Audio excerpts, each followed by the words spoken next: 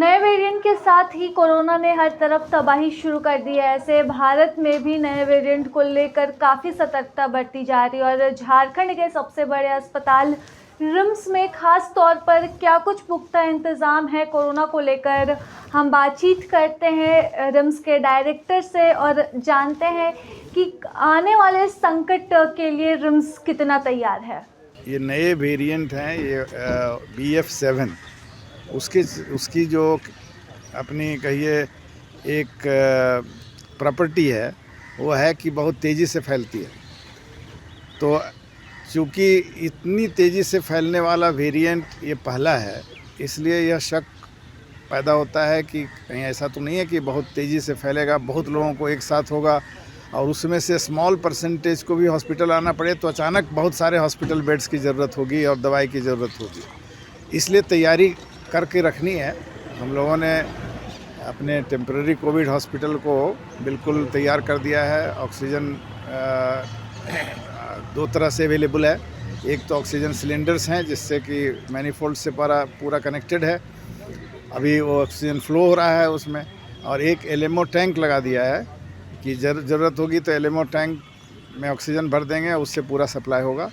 इसलिए oxygen supported सभी 330 bed यहाँ के पॉसिबल हैं एक्टिवेट करना बहुत शॉर्ट नोटिस में।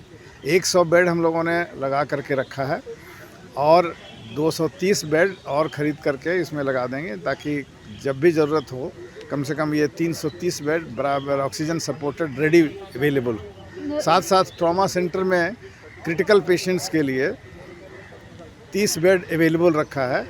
जब भी ज़रूरत होगी तो उनको वहाँ ट्रीटमेंट हो जाएगा।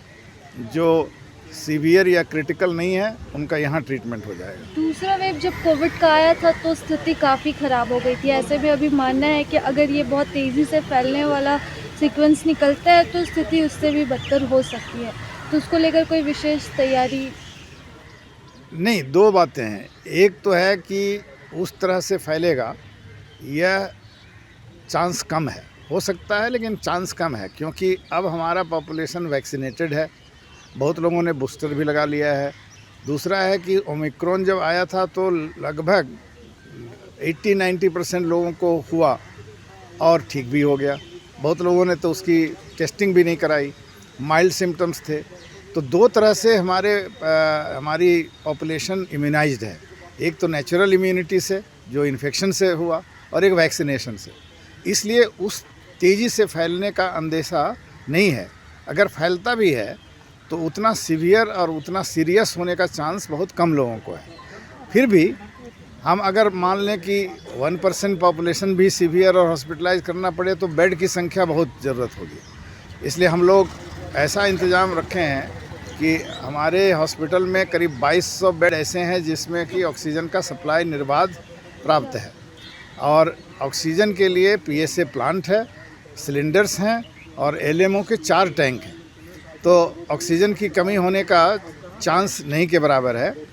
और सीरियस पेशेंट्स के लिए ट्रॉमा सेंटर में और भी हमारे जो ICU हैं उसमें हम लोग व्यवस्था कर लेंगे। तो हम पूरी तरह तैयार हैं।